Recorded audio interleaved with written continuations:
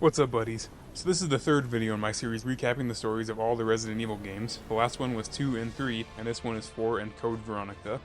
Now I am going to be playing the recent remake of 4 because it looks very pretty, but Code Veronica never got a remake, only a re-release on the PS4, so that's what I'm playing. If you don't know the story up to this point, you should really go watch my other videos, but I'll give you the briefest of recaps. So the Umbrella Company was founded by a bunch of billionaires who wanted to research eugenics, the practice of selectively breeding humans for desirable traits, like dogs. To fund that, they started creating biological weapons to sell to the world's militaries. Two bright young Umbrella researchers, Albert Wesker and William Birkin, killed their mentor, James Marcus, the main T-virus researcher. The T-virus is a virus that is capable of creating superhumans called tyrants, but most of the time it only creates zombies. Anyway, Marcus was revived by his own virus-infected leeches and went on to leak the virus throughout the Arklay mountain range at a bunch of Umbrella facilities. The RPD's special forces, called the Stars, were sent in to investigate where the vast majority of them died. The ones that survived managed to blow up every facility in the mountain range, the two most important survivors being Jill Valentine and Chris Redfield. A couple months later in Raccoon City, the aforementioned William Birkin tried to sell his new G-virus to the US military right out from under Umbrella, so they sent in a squad to retrieve it. The squad ended up shooting Birkin, causing him to inject himself with the G-virus, become a monster, and kill the squad, leaking the T-virus in the process. So Raccoon City went to shit in the zombie apocalypse, and that's when Leon Kennedy and Claire Redfield arrived. Leon was tricked by a mercenary named Ada Wong into helping her steal the G-virus, but she ended up falling off a ledge into a rapidly exploding facility where Leon presumed her to have died. Claire was in Raccoon City looking for her brother. She didn't find him, but she did find Sherry Birkin, who she helped cure of the G-virus. Leon, Claire, and Sherry end up escaping the city, William Birkin died, and the G-virus is presumed to have been destroyed. Meanwhile, Jill Valentine was being hounded across the city by a parasite-infected tyrant called the Nemesis. With the help of an Umbrella employee named Carlos, the two kill Nemesis and escape the city just as the US government drops a nuke on Raccoon City, destroying the zombies and monsters within.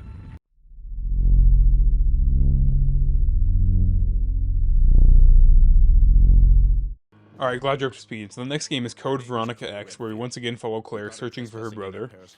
So the game begins 3 months after Raccoon City was nuked. We see a cutscene of Claire arriving on some kind of prison island. 10 days prior to this, Claire had snuck into Umbrella's Paris facility looking for her brother. Well, he wasn't there, and Claire got caught. Unlike Chris, Claire isn't really a super spy or a special agent, so that makes sense. She was brought into the facility by this fella named Rodrigo. The game begins with Claire in a cell. Rodrigo then appears, injured. He unlocks the cell and tells Claire she's free to leave, although she likely won't make it off the island. The island was attacked by some kind of special forces who leaked the T-virus, causing all of Umbrella's own soldiers to turn. Great, so once again Umbrella has fucked up and leaked the T-virus. I mean, can they do anything right? We'll talk about who attacked the island in a minute, but let me tell you a little about what was happening here. So Rockford Island was taken over by Umbrella for the purpose of training their private army, the Umbrella Security Service. It was also used as a prison for spies, traitors, and whoever else Umbrella didn't like. They frequently killed prisoners or infected them with the T-virus for the purpose of training their military on responding to BOWs. The island is governed by the Ashford family, Edward Ashford being one of the founding members of Umbrella along with Oswell Spencer and James Marcus. The Ashford family is a very influential British family, much like the Spencers. However, they've kind of fallen from grace recently, but we'll get back to all of this later. As soon as Claire steps out of the dank basement she was locked in, she's ambushed by a horde of these musty zombies. Claire only has a knife at this point, so she has to run. She emerges into a courtyard where she's immediately fired at by a machine gun. She finally manages to find a pistol, which she uses to fire back at the gunner once he's out of ammo. The gunner turns out not to be an Umbrella soldier or one of these mysterious special forces. It's this guy named Steve. Now Steve here has a super annoying voice. I think he sounds like the nerd from Polar Express. He's also a super annoying character in the beginning of the game, and all he really does is get in your way. Anyway, the two exchange names before Steve tells Claire about a nearby airport he's planning on using to escape. When Claire tries to follow him, he drops this fire line. I don't want you following me, lady.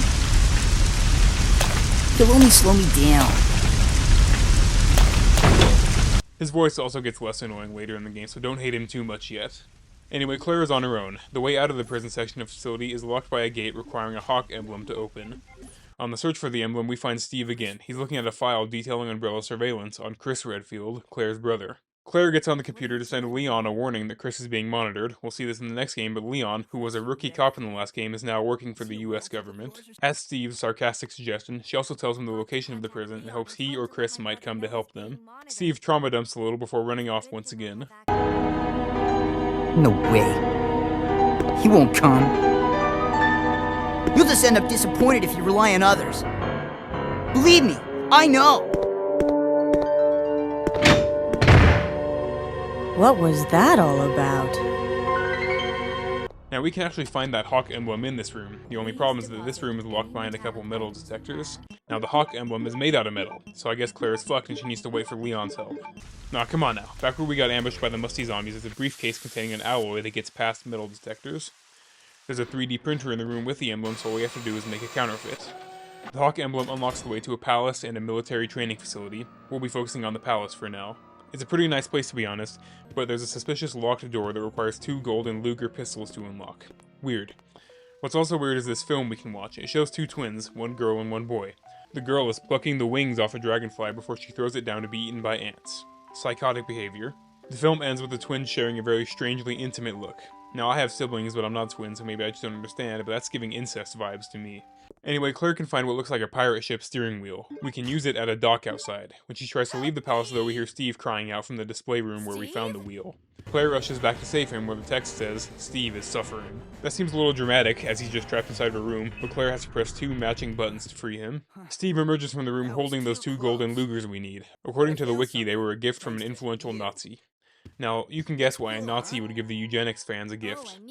Anyway, Steve doesn't even say thanks for saving him, and moreover, he tells Claire to fuck off when she asks for the Lugers. He says that if we give him something fully automatic, he'll hand them over. What a dick. Anyway, when Claire once again tries to leave, she's ambushed in the entrance by Alfred Ashford, armed with a sniper rifle. Alfred is the current Earl of the Ashford family, and he's also the male twin in that weird video. He accuses Claire of leading the special forces here to attack him. She denies it, but Alfred doesn't believe her. He also has a very annoying voice. Space! I have no idea what you're babbling about. You don't fool me!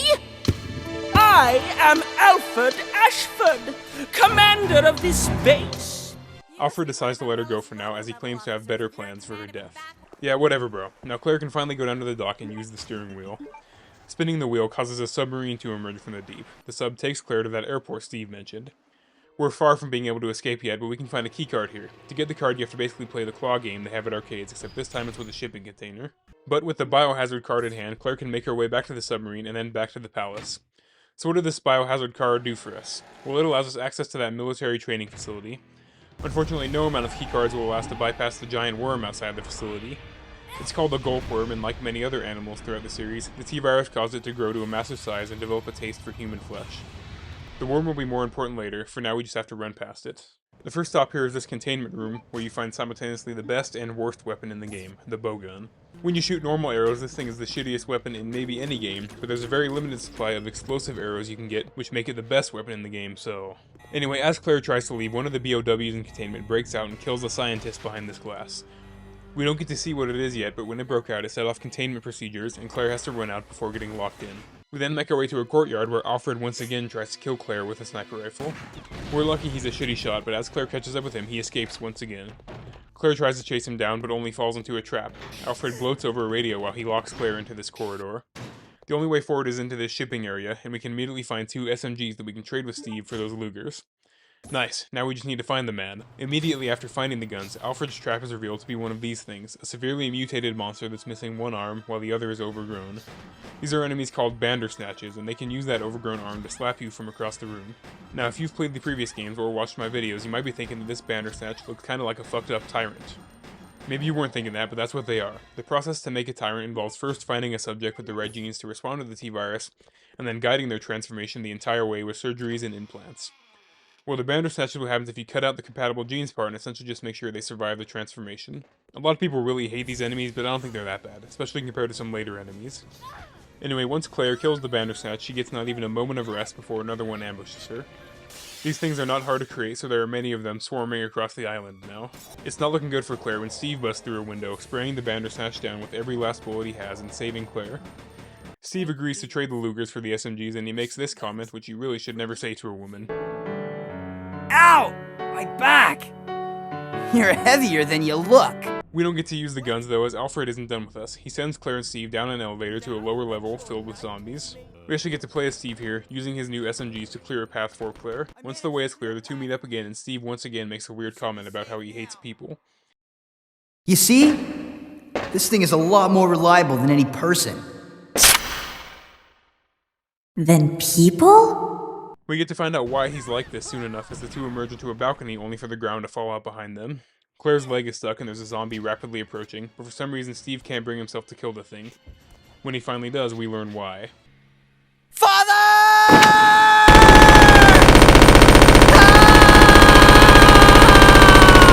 That explains a lot about why Steve is the way he is. His dad got his mom killed, and him in prison trying to make a quick buck. Father! Claire has to give Steve some time to grieve, but in the training facility she found a bottle of medicine that could help Rodrigo, the man who imprisoned her. When she gives him the medicine, he's pretty surprised, but the two trade Claire's lighter for Rodrigo's lockpick. The lighter is actually the same one Chris used in RE1. Probably. It kinda just looks like a lighter. Rodrigo will come back into it later, but for now let's head back to the palace to use those Lugers. Now something about these palace doors is cursed, because the second Claire lays her hand on it, a familiar face appears. Wesker is back. Now in the first game he was impaled by the tyrant he created and thought to be dead. That's actually only one of two scenarios from the first game, but Chris later confirms that this one is canon. Wesker has become an absolute anime villain now. He mocks Claire for how she's going to have lured Chris here for him to kill. He's beating the shit out of Claire when he gets a call talking about some further use Claire might have.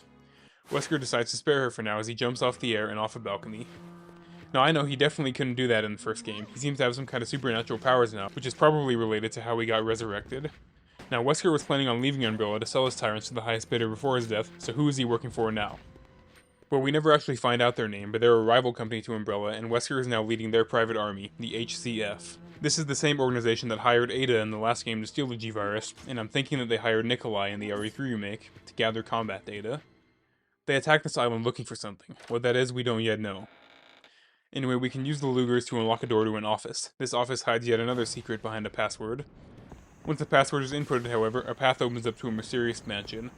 This place was built by the prisoners of the island on Alfred's orders. He then had them all killed for the risk that they might lay their dirty peasant eyes on his sister Alexia. The path to the mansion is swarming with bandersnatches, but once we get inside and scale to the top of the building, we can see Alfred's twin sister herself. She's talking to her brother off-screen. They want to revive their family's image and bring it back to the heights it had been at when they founded Umbrella. The family had fallen into disrepair with their father, Alexander Ashford. The two retreat upstairs, taking the two gemstones that unlock the way with them. We can find replacements, but that takes us on a long Bandersnatch-filled journey. This journey will eventually allow us to unlock that containment room where the Bandersnatch killed the scientists back at the training facility. Well, it turns out they have even shittier containment measures than we thought, as these little axolotl things break out of their jars as well. These are called albinoids, and they're salamanders that have been infected with the T-Virus. They look kinda cool, but their main feature is the electric shock they can deliver. Anyway, one of the baby albinoids escapes into a vent where I'm sure it won't be an inconvenience later. We just have to run from the rest, which isn't hard as they kinda just wriggle around, and once again escape the containment measures. Alright, the only other thing to note is that we can find the portrait room showing all the heads of the Ashford family throughout the years. The only one you need to worry about though is Veronica, the first matriarch of the family. She was renowned for both her beauty and her intelligence. Now you might be thinking, why is the game named after her? Well hold on bro, it'll all come together later. Anyway, once we collect the two gemstones, we can get access to the attic where the twins ran off to. Neither of them are here, but when we head back down, Alexia ambushes Claire with the same sniper rifle. She's about to kill Claire when Steve once again saves the day, shooting Alexia in the shoulder but taking a shot himself. Alexia retreats through a hidden door and Steve and Claire follow. Now I'm just gonna play this next scene out.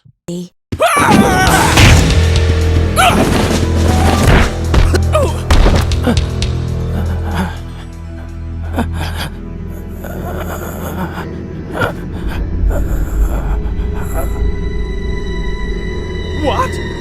No!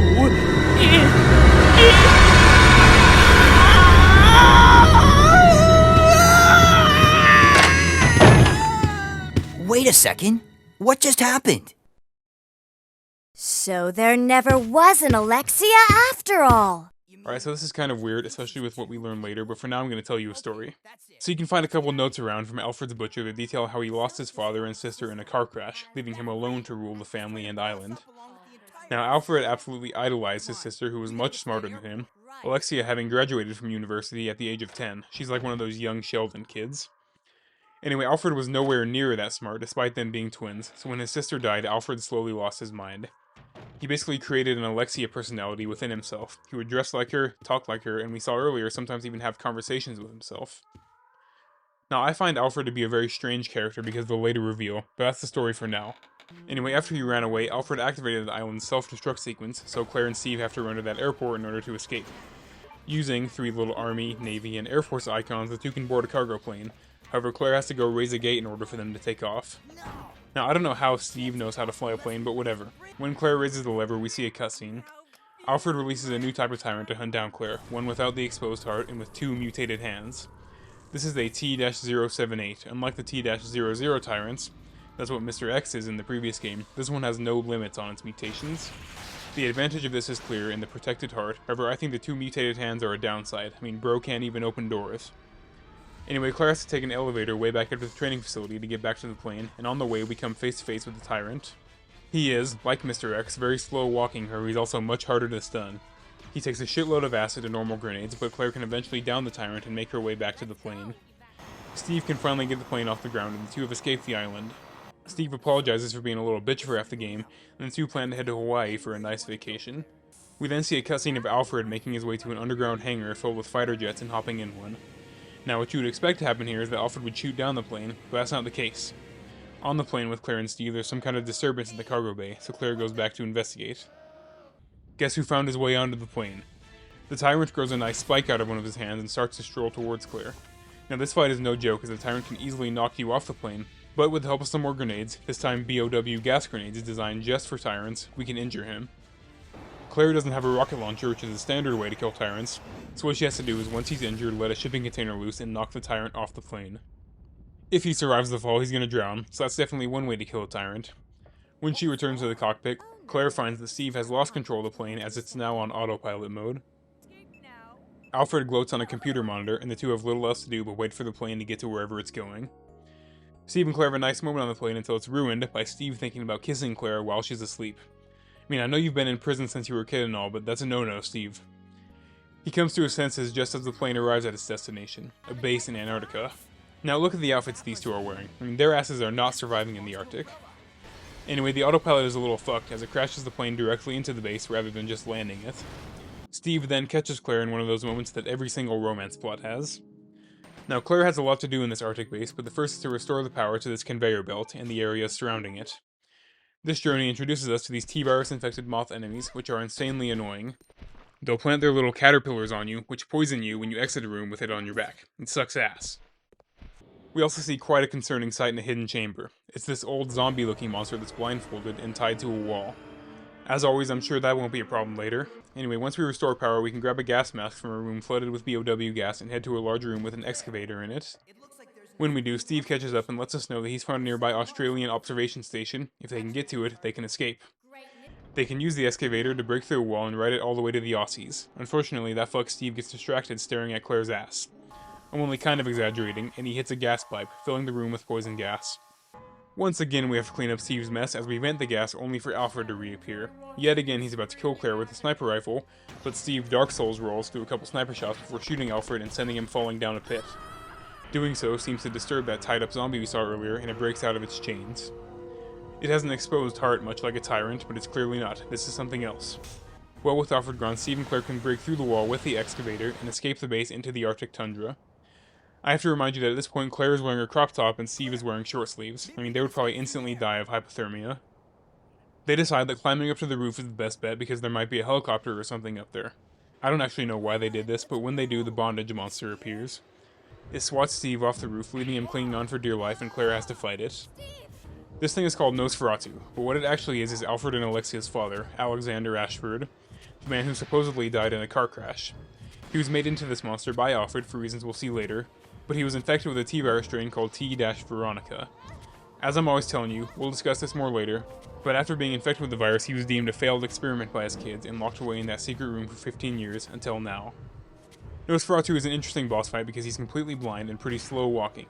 Given that Claire is armed with a sniper rifle, you'd think this would be easy, except Nosferatu emits this poison gas that will stun you out of shooting.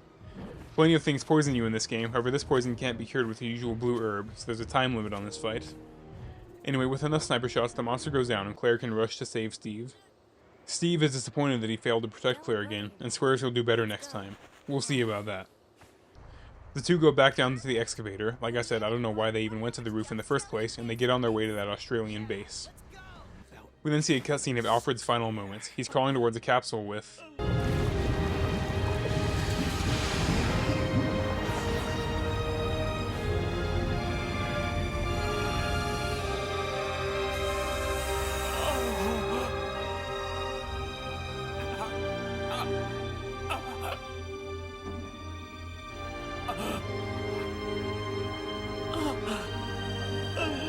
Alexia. So she's not dead? Now Alexia comforts Alfred as he dies, at the same time sending some kind of giant vine to go topple the excavator and capture Claire and Steve. So now wait a minute, weren't Alexander and Alexia both supposed to be dead? Well, let me fill you in on who Alfred and Alexia really are. Do you remember Veronica, the Ashford ancestor who was renowned for her beauty and intelligence? Well, the Ashford family was rapidly losing relevance within Umbrella as the Spencers took over the company. That's when Alexander had an idea. Alexander was a scientist who specialized in gene modification, and he had discovered the gene that accounts for intelligence. That's weird, but he decided that the way he would restore his family was by resurrecting Veronica. Not in the way you'd expect from this series by making her into a zombie, but by digging up her grave and taking a sample of her DNA. He then modified it to be as intelligent as possible and created a cloned embryo of Veronica. The clone baby was then implanted inside a surrogate mother, but something unexpected happened. The mother gave birth to twins. One of them, Alexia, was indeed the super genius clone that Alexander wanted. The other was Alfred. Alexander kept the nature of the two's creation secret from them until Alfred discovered it. This is why Alfred ended up being so crazy. He realized that all he is an unwanted byproduct of the creation of his sister. He told Alexia this, and the two decided to get revenge on their supposed father. Alexia in the meantime had been researching the T-Veronica virus, created by injecting the progenitor virus, the one that all T-viruses are based off, into a queen ant. Alfred and Alexia agreed to punish their father for his insane genetic experiment by injecting him with the virus, creating the Nosferatu. Now, Nosferatu wasn't the superhuman that Alexia wanted from the experiment, but she discovered a way that she might be able to get the desired results. If she injected herself with the virus and then went into stasis for 15 years, the virus wouldn't mutate out of control and make her into a monster. She put Alfred in charge of the family and gave him the cover story that her and Alexander had died in a car crash, leaving Alfred to slowly lose his mind on his own. There's more to this story, but for now we cut to Chris Redfield. Having been forwarded the message from Leon, he's arrived at the island to save his sister. The island isn't as destroyed as you expect, and he finds Rodrigo hiding in a cave under the island. Chris is ready to interrogate the man until Rodrigo tells him that Claire saved his life, and that she got off the island and to the Arctic base. Claire doesn't get to dwell on this for long though, as the gulp worm reappears and swallows Rodrigo. Chris can either leave the man to his fate or kill the worm and save his life. If you kill the worm, Rodrigo gives Chris the lighter Claire gave him before finally dying to his wounds. She gave this to me as a token of thanks for saving her. I won't need it anymore. Take it. Alright, so I'm going to be honest with you here. This second half is kind of ass because you have to go through mostly the same exact areas you did with Claire, but this time it's Chris. The goal is to find this little halberd key that Chris can use to get to the airport to find a jet to take to the Arctic. I'm going to skip over most of what happens here, but not far into the training facility, Chris sees a video feed of Alexia. She's still in the process of waking up. Wesker also sees this, but when he sees Chris on the cameras, he gets the biggest hate boner of all time and releases these little drones across the map. If the drones find you, they'll call a Hunter Beta to come and beat your ass, which they do quite effectively. Clearly Wesker stole the formula for them from Umbrella, although it's not super complicated. Just the T-virus mixed with reptile DNA injected into a human embryo. So Chris has to deal with that for a while until he comes face to face with his former commander. Chris is surprised that Wesker is still alive, showing that Nari when he would have had to be impaled rather than slapped. He reveals that he and the HCF are only here to capture Alexia for the virus inside of her. Chris tries to draw his gun on Wesker, but he's immediately knocked down by the now superhuman Wesker. He wastes no time and starts to choke Chris. Chris punches him, but it only knocks off his glasses, revealing the red snake eyes beneath. It's almost over for Chris until Wesker sees Alexia on the monitor, seeing that she's almost fully awakened and at full power. He rushes off to get her, throwing Chris into a container with the Bandersnatch inside, leaving him to fight the monster. The only other notable moment I'll mention is when Chris has to deal with the consequences of Claire's actions. That little albinoid that broke out because of Claire earlier is now a giant electric lizard chilling in a pond under the base. Basically what you have to do is find 2 chemicals you can use to melt away everything except the halberd on this eagle plate, and then you can escape. I've pretty much laid out everything that's new to you already, so let's just move on. So Chris gets his little halberd key and gets to the hangar, where he can find yet another fighter jet and fly it to the Arctic. Unlike Steve, it actually makes sense that he's able to fly it, as Chris is an Air Force veteran. Now Chris also has to go through many of the same areas as Claire did here, but a lot of the base is frozen over since Claire and Steve busted a hole in the wall. There's a mysterious mansion down here, very similar to the one back on the island. In order to progress, Chris needs to find 3 of these gemstones. One that belonged to Alfred, one to Alexia, and one to Alexander. Chris can also find a giant anthill down here filled with large T-virus ants. This is where Alexia got the queen ant she used to create T-Veronica. Anyway, Alexander's gemstone is found on his body, which Alexia hung on a crane after Claire killed Nosferatu. Alexia sicks a giant spider on Chris, but the thing is honestly pretty easy to run past. Alfred's gemstone can be found on his body. After his death, Alexia stashed his body in the same capsule she was contained in for 15 years. As you might be able to guess, Alexia's gemstone was found on her body. However, she's very much still alive, so we'll have to hold off on that for a while. First, what we have to do is save Claire, who's trapped in this goop on a wall in the manor. When Chris cuts her down, he wants to take his sister and leave, but she's insistent that they need to find Steve first. Claire tries to stand, but when she does, the full effect of Nosferatu's poison kicks in and she falls right back down. Chris needs to find the antidote, which is weirdly just kind of sitting on a shelf. When he takes it back to her and cures her, Alexia appears once again. Claire is pretty surprised to learn that Alexia is real and not just a figment of Alfred's imagination. It's Alexia! Alexia? There really is an Alexia? But Alexia attacks the two with one of her vines and separates them. Claire hears Steve scream in the distance, so Chris encourages her to investigate while he tries to get up and move again. We get to play as Claire again in probably the most annoying section in any video game. So she first has to get this keycard that's hidden inside of a glass ball. You have to crush the glass using this crusher. Unfortunately, it can also kill you, which sends you back to the beginning of the section. That's not the bad part, you'll see in a minute. With the keycard, Claire can unlock this very ominous hallway filled with giant knight statues. At the end of the hallway is Steve, tied up in much the same way Nosferatu was. Claire can't get him out. Steve says that Alexia did the same thing she did to her father, to him. That's certainly not good, and Steve immediately begins to transform. Claire! Can't breathe! Claire! Help me!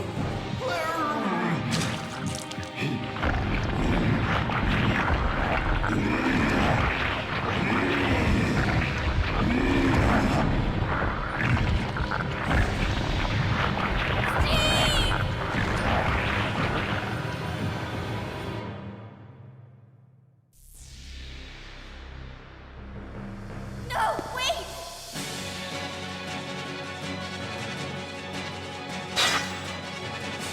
He begins to grow, his skin turning a sickly green as his bones and muscles start to break out of his skin.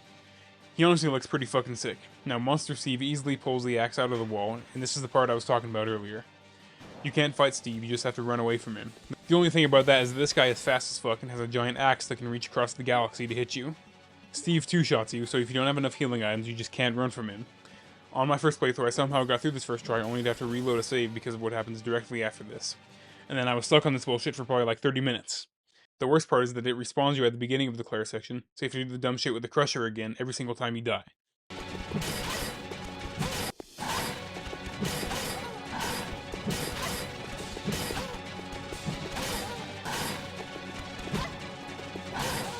I genuinely wanted to kill myself my first playthrough, but I got it my second try on this one.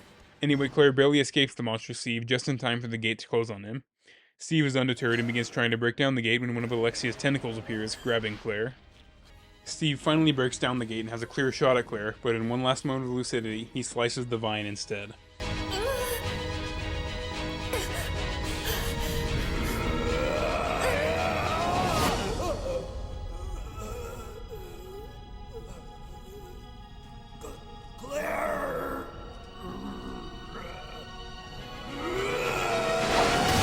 So in the end, Steve kind of kept his promise to protect Claire, and in doing that, he turns back into his normal human self. In his last moments before death, Steve admits his love to Claire, and then fades away. We then cut back to Chris, who's caught between confrontation between Alexia and Wesker. Wesker wants the virus in her body, but Alexia calls him a little bitch before transforming into this plant woman. Now, despite being a plant, she wields fire powers. Even with his super strength and speed, Wesker is no match for her, probably because he has no weapon. Wesker pussies out and decides to let Chris kill her for him, and this fight was the source of so much annoyance for me in my first playthrough.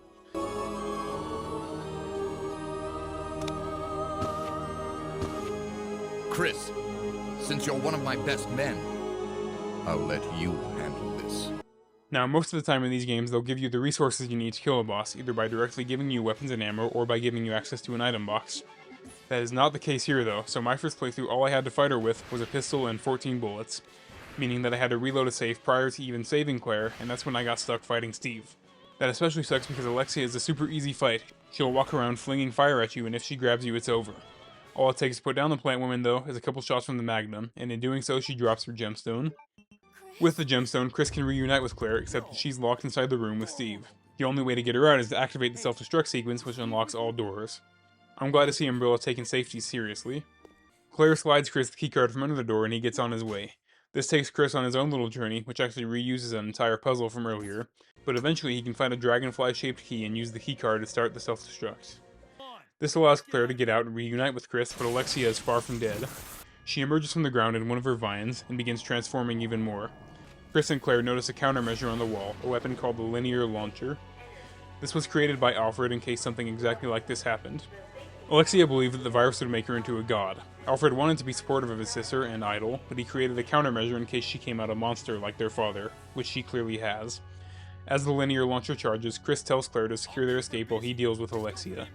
The plant creature cuts Claire off and tries to kill her, but Chris interrupts. This damage causes Alexia to mutate even further. She basically becomes an anthill as she spews out these little infected ants at you the entire fight.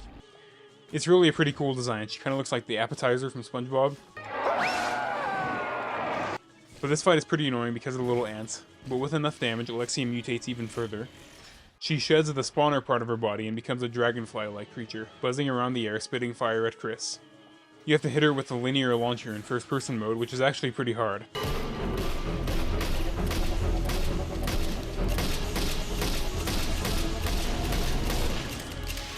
But it only takes one shot from the plasma gun to vaporize the mutated Alexia, allowing Chris to run after his sister.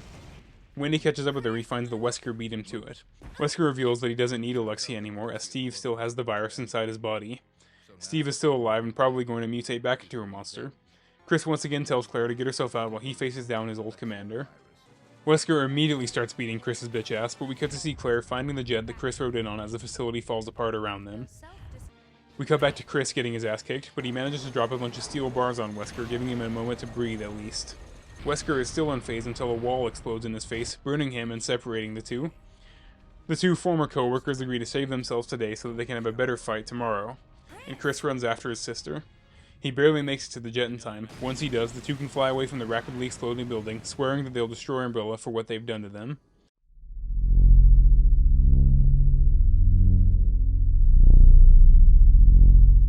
Before we can get into RE4, there's two games we need to cover since they fill in a very large gap between the games.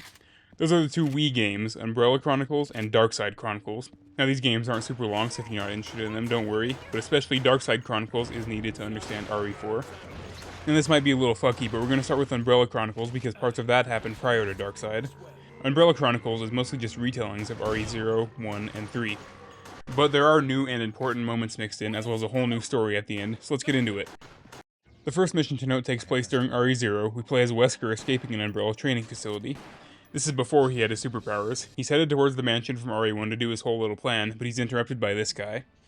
Now this is an interesting character because I don't even know if he's canon anymore. This is Colonel Sergei Vladimir. In the original RE3, he was the commander of the Umbrella Biohazard Countermeasure Service, and here he's backed up by this kind of goofy looking tyrant. These are his personal bodyguards. They're kind of like futuristic looking Mr. X's. At this point, Vlad doesn't know that Wesker is betraying Umbrella, but he definitely suspects it as he orders his Ivan tyrant to attack Wesker. Now Wesker can't kill the monster, only distract it long enough until an explosion allows him to escape to the mansion. Vladimir isn't too concerned here, as his real goal is to recover a BOW called Talos. The next notable moment happens after RE1, after Wesker was impaled by the tyrant. It follows him escaping the mansion, and we learn how he survived being killed.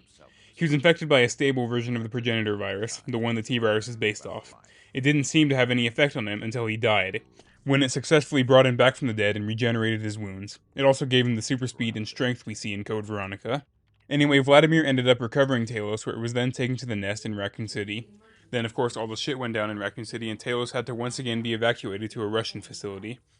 Now, after RE2 and 3, the US government is predictably pretty pissed at Umbrella. They order the company to cease all operations, but due to corruption and the government not wanting to expose their own involvement in Umbrella's projects, all illegal trials have reached a standstill. Just remember Vladimir, Wesker, and Talos for a while as we get into Darkside Chronicles. Before we actually get into it though, let me warn you that if you get motion sick easy, your ass should not play this game, and you probably shouldn't even watch the gameplay. I mean, the camera is so insanely shaky in this game, it's like Leon has Parkinson's. But anyway, I mentioned this earlier, after RE2, Leon was recruited by the US government. Well, recruited might not be the right word, drafted is more accurate. They picked up him and Sherry from the Aftermath and took them into custody. Now, Leon is one of very few people who have fought BOWs and survived, so the government doesn't take no for an answer and forces Leon to become one of their BOW agents. His military training was carried out by Jack Krauser, this gigantic jacked guy who is the sole reason you need to know the story of Darkside Chronicles. He kind of just shows up at a certain moment in RE4, and you're expected to recognize him, which is funny because Darkside Chronicles released after RE4. Anyway, the game takes place in 2002 in Brazil, specifically the Amparo region. Leon and Krauser are hiking through the jungle. Now, why are two special agents in the rainforest, first of all? Well, a regional drug lord named Javier Hidalgo was sold a number of BOWs, including the good old T-Virus by an ex-Umbrella employee. Now, the US government doesn't really care about a random drug lord in Brazil is doing, however they do care about preventing another outbreak like the one in Raccoon City. That's why Leon and Krauser are here, to destroy the BOWs and stop Hidalgo. Now, at the beginning of the game, Krauser doesn't even believe BOWs exist, which is weird because then why does he think the government nuked Raccoon City? But anyway, Leon and Krauser arrive at a small village where they hear over the radio that 50 young teenage girls have gone missing in the area. The two enter the village only to see this guy come wandering out, and he's not looking so good. As Leon remarks that something is off about the guy, he reveals himself to be a zombie, so clearly Hidalgo leaked the T-Virus, which everyone around here seems to do. Leon and Jack have a guide somewhere in the village that's supposed to lead them to Hidalgo. However, as even more zombies emerge, it becomes clear that things might not go that smoothly. As they kill more zombies, Krauser remarks that if this is the toughest BOWs get, then this will be easy. He'll eat those words in a minute. The two continue through the village until arriving at a riverfront where they're immediately attacked by T-Virus-infected piranhas. Maybe, they kinda just look like normal piranhas to me, but as soon as they dodge the fish, a giant spider attacks the two as well. When they kill the arachnid, the two enter another building to find their guide dying on the floor. Before fully dying, he tells them that he helped a girl escape Javier's mansion, but in doing so, brought devils upon the village. Leon and Krauser think that she might be one of those missing girls. Since their guide is dead, she may be the only way they can find his mansion, so the two set off to find her. As they do, some kind of monster inside the river snatches their guide's body, but surely that's a one-time occurrence. What's not a one-time occurrence is the appearance of the Hunter Gamma, the far less prolific relative of the Hunter Beta. In RE3, we're told that Umbrella discontinued the project due to how much better the betas were, and that the few that weren't destroyed were hiding out in the sewers with their creator. Well, Umbrella must have kept a couple of these failures around, which the ex-employee was then able to sell to Javier. We actually see a number of pretty shitty BOWs that were sold to Javier, including later the Plague Crawlers from RE0, which are just giant cockroaches. Clearly this ex-employee didn't have access to the good shit like tyrants. Anyway, the two fight past many more zombies, piranhas, and hunters until arriving at a small church. Inside the church is this woman who's singing to that giant river monster that snatched the guide's body. Above, protect you from the dark. Our great river will watch you as you dream until Leon. dawn. Sleep, my love. Leon drawing his gun distracts the girl, ending her song and making the monster attack. It's this very cool looking Loch Ness looking monster. I especially like its face, which kind of looks like a barrel eye fish. Now Leon and Krauser are forced outside by the monster where it's able to swim around and attack from under the water. The thing is a beast, and the only way the two are able to survive is by dropping a portion of the church on its head, forcing the monster to retreat. Leon goes back to investigate the girl, but Krauser is pretty shook up from what he just fought. He asks Leon to explain what he faced in Raccoon City and how he handled it back then. I then had to play through 8 whole Raccoon City missions, which took over 2 hours, just to get another Operation Javier mission. Very annoying, but I assume you already know the story of RE2, so let's skip all that and go straight to the next relevant mission. So Leon tells Krauser about RE2, but he remarks that it's different here as there are BOWs that are being controlled by Javier, and we'll see more of this later. As they talked, the two made their way upstream toward Javier's mansion on a boat. The woman wakes up along the ride. Her name is Manuela. She confirms that she escaped from Javier and agrees to lead the two towards the mansion. The first stop along the way is this massive dam, which she apparently came through during her escape. The dam is filled with many more zombies, piranhas, and hunters, however we also see a new enemy type here. They're these skeletal kind of bat-looking monsters. I say kind of because they don't have any skin or fur. These things are made by combining a bat with insect DNA, using the T-Virus to combine it. Looks like he took his weight loss plan way too seriously. This is kind of like how hunters are made by combining human and reptile DNA with the T-Virus, and these were actually made as an alternative to the hunters.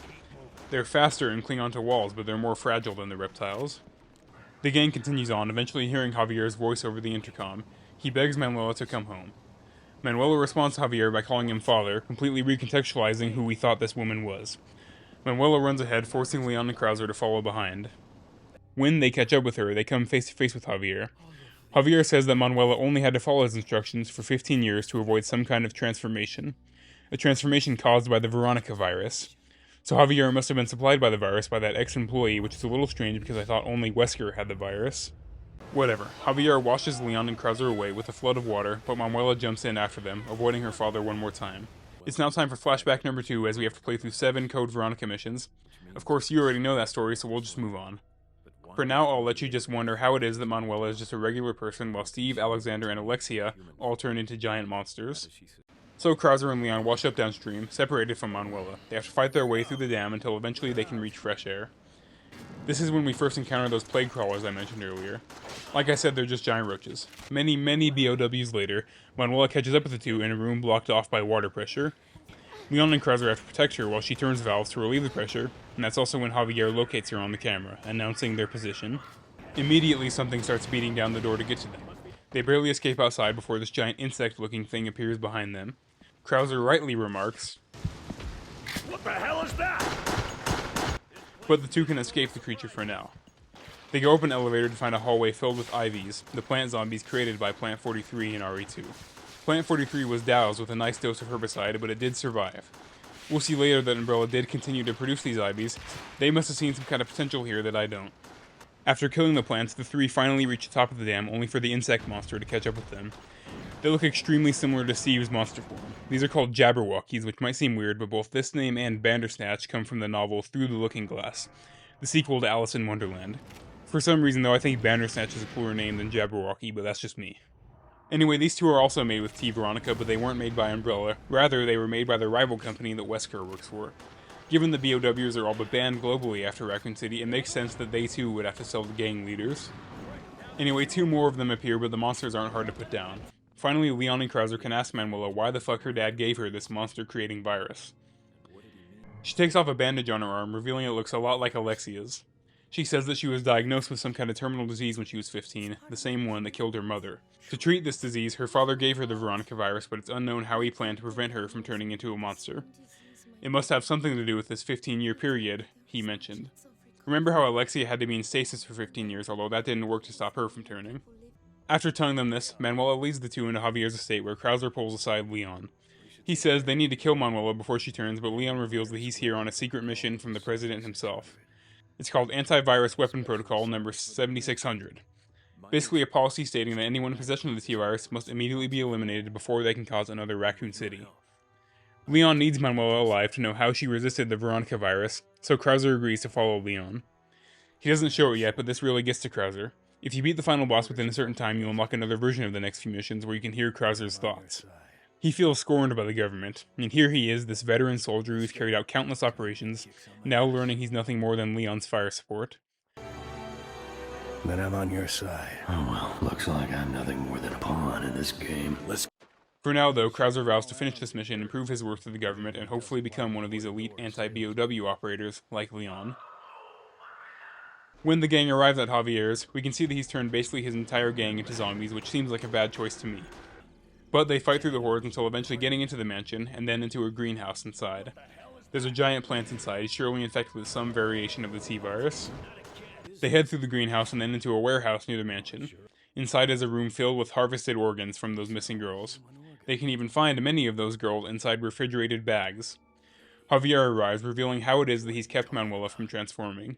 By giving her frequent organ transplants over the course of 15 years, the transformation should be prevented and Manuela will be healed. Manuela refuses to go back with her father, so he calls back that giant river monster from before to kill Leon and Krauser. Since our last fight with the beast, it's mutated to grow bulletproof skin. In doing so, it also exposed the giant brain on the base of its neck, so it's not really an advantage. Halfway through the fight, Manuela begins singing that same song again, distracting the creature for long enough that Leon and Krauser can gain an advantage. Javier says this line too, which I found weirdly funny. Manuela, stop singing! Simple. You rounded up the remaining Titan. Now, I can destroy it. Stop! The two can finally down the beast, but as soon as Krauser turns his back, the monster launches a poisoned barb into his arm. In the monster's last moments, Manuela recognizes it as her mother, Hilda Hidalgo. Javier tried to save her from the disease as well, but the Veronica virus only made her into this monster. Now, Krauser doesn't let this slip to Leon, but that barb hurt him a lot more than he lets on. He completely loses the use of his arm, and begins to even think he might not survive the mission. It's nothing. I guess this is it for me. There's no way they're gonna want to keep me in the field with an injury like this. I'm useless to them now. Guess this will be my last mission. If he does survive, he thinks he'll be discharged from the military. We then see a cutscene of Javier approaching that giant flower in his greenhouse. The thing wakes up and looks like it's about to swallow him whole. Immediately after, Leon and Krauser begin to feel the ground shake and this giant limb bursts through the roof. They manage to destroy the limb, but as soon as they exit the building, they find the source to be this thing. I honestly don't know how to describe this monster. It's called the V-complex and it was created when that flower swallowed Javier. The Veronica-infected plant then grew into this massive flesh monster covered in spiked limbs. At this point, this is easily one of the biggest BOWs we've seen. There's no way that the injured Krauser and Leon can kill this thing by themselves. Manuela decides to sacrifice herself, mainly to avoid becoming a monster like this. That's when she realizes that much like Alexia, she has the same powers, mainly flaming blood. While Manuela flings her blood at the monster, Leon and Krauser can shoot off 2 of its limbs.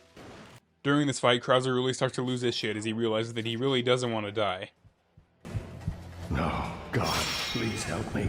I don't want to die. Leon, help me! Is this all? He sees the power of the Veronica virus and how Manuela controls it, and begins to doubt this whole mission of destroying the virus. He even remarks how someone with full control of this virus could easily control the entire world. Once both limbs are off, Javier realizes his error and sees that the virus is completely consuming him and that he's becoming a threat to the entire world at this point. He begs Leon to kill him, which he can finally do after a grueling battle. Upon killing Javier, the entire beast erupts into flames, saving the world from another Veronica outbreak. Finally, Leon and Krauser can call in a helicopter and evac. Now, if you're asked at the game like me, you get this ending where Manuela bleeds out and dies. However, if you're not, she survives and is later taken into custody by the government, both to monitor her and protect her from those who want the Veronica virus. We saw that Steve was able to momentarily control the Veronica virus himself, so maybe with enough determination, Manuela herself can avoid turning into a monster like her father. We're told that Krauser's arm never healed and that he was discharged from the military, after which he disappeared. Who is this man with Wesker that Leon was talking about? And if I found him, could he help me regain my strength? Alright, so that was Darkside Chronicles. Now do you remember Vladimir, Wesker, and Talos? Because let's catch up with them. The final chapter of Umbrella Chronicles is called Umbrella's End. It takes place in 2003, many years after the Raccoon City incident. One of Umbrella's only remaining facilities is in the tundras of Russia where they're developing some kind of new BOW. Chris Redfield and Jill Valentine have joined a private anti-BOW unit and are currently heading towards the facility with a group of soldiers. They likely joined a private group because there's no way the Russian government would allow an American unit under their soil, even though both want Umbrella gone. Now, they're actually here before the Russian government gave them permission to raid the base, but the former STARS agents just couldn't wait. As soon as they touch down, they find the facility swarming with zombies, dogs, hunters, IVs, chimeras, crimson heads, and pretty much every other BOW Umbrella has ever created. Chris and Jill fight their way deeper into the facility, finding that pretty much all of the staff have been turned into zombies. Is it another accidental leak, or maybe Umbrella is once again trying to cover their tracks? After fighting like 30 hunters, the two descend a giant elevator that takes them far below ground, closer to this rumored new BOW. Meanwhile, Wesker approaches the facility alone, hearing Jill and Chris's approach over the radio. Being the superpowered menace he is, Wesker easily breaks into a train station next to the facility. Vladimir notices him on the cameras, and an automated voice warns about a biohazard contamination of the facility. It says that over 90% of the staff have been killed. Vladimir intentionally leaked the virus to ensure that no prisoners could be taken by the unit. This automated voice belongs to an AI called the Red Queen. This thing, along with Talos, seem to be Vladimir's life's work. He orders the Red Queen to begin activating Talos and smirks as he sees the helicopters approach. Wesker easily fights his way past the hordes of BOWs sent to stop him, boarding a train that will take him right to the heart of the facility. The train takes him to the elevator shaft that Chris and Jill just descended. Unlike those two virgins, Wesker can just jump across the shaft and make his own way down. As soon as he does, Vladimir appears in the flesh to confront Wesker. Vlad can't have Wesker fucking with his plan, so he reveals 2 more of those Ivan tyrants he's created, and leaves Wesker to deal with them. This is quite a fight because Wesker has an insane amount of mobility, but the tyrants are wearing coats that protect all but their head from damage. Not even Wesker can outrun these guys as they'll throw his ass into the air and do some here comes trouble, make it double ass combos on him.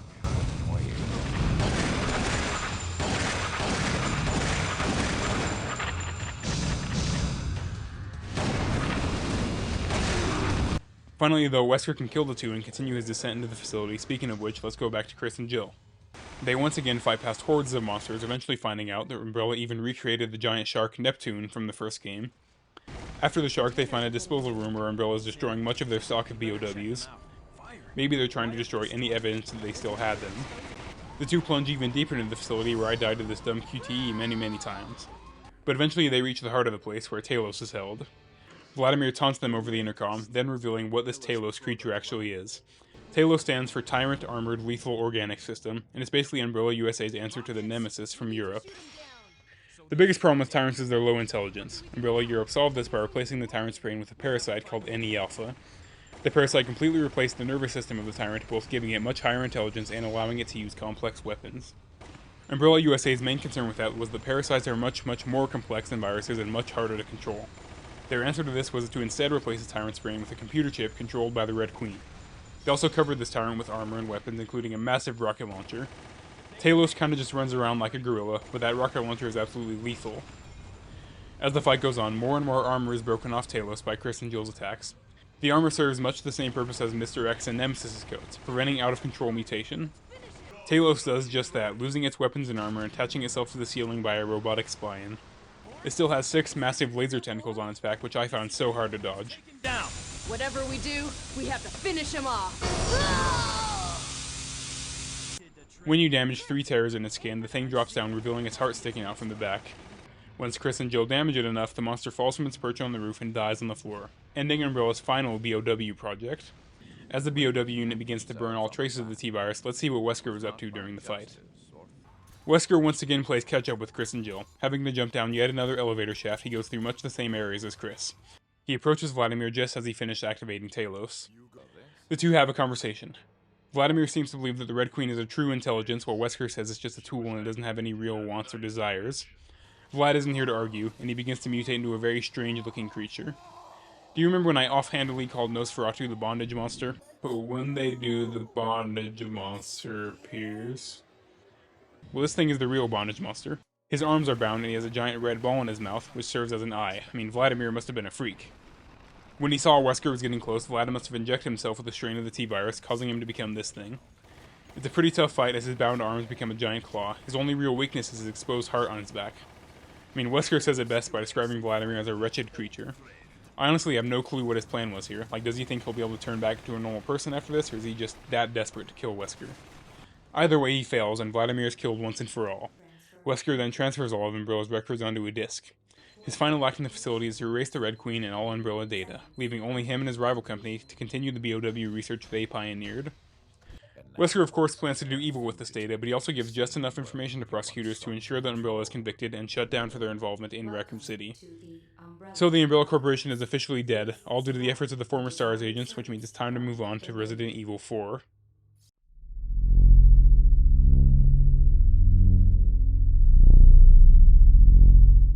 So RE4 is both a very good game as well as a very long one, so I won't ramble too much.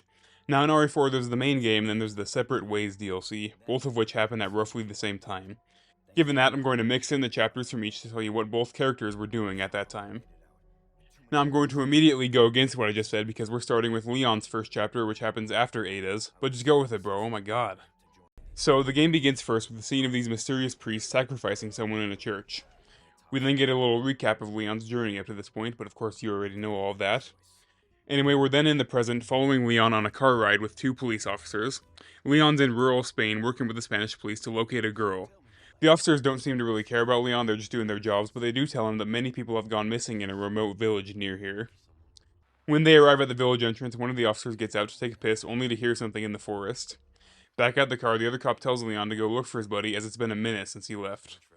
Leon agrees, as this cop is way too much of a puss to do it himself. Leon makes his way through the forest, eventually arriving at a run-down house. He finds the owner of the house inside, this crazy old guy who doesn't even bother giving Leon an answer to his questions. His questions are answered anyway though, as he finds the cop's bloody badge on the ground. The old guy then attacks Leon with a hatchet, but the agent puts him down with an absolutely nasty roundhouse kick.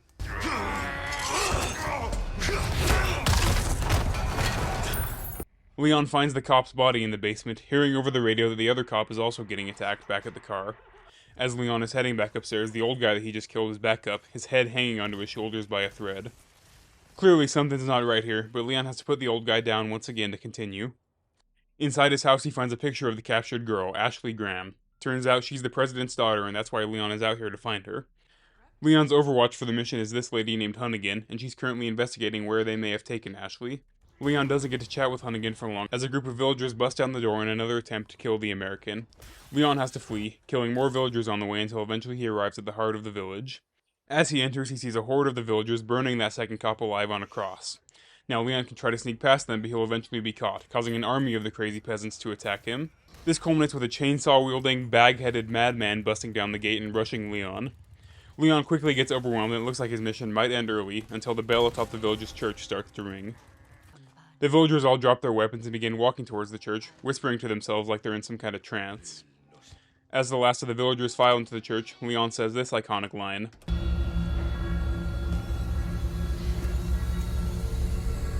Where's everyone going? Bingo?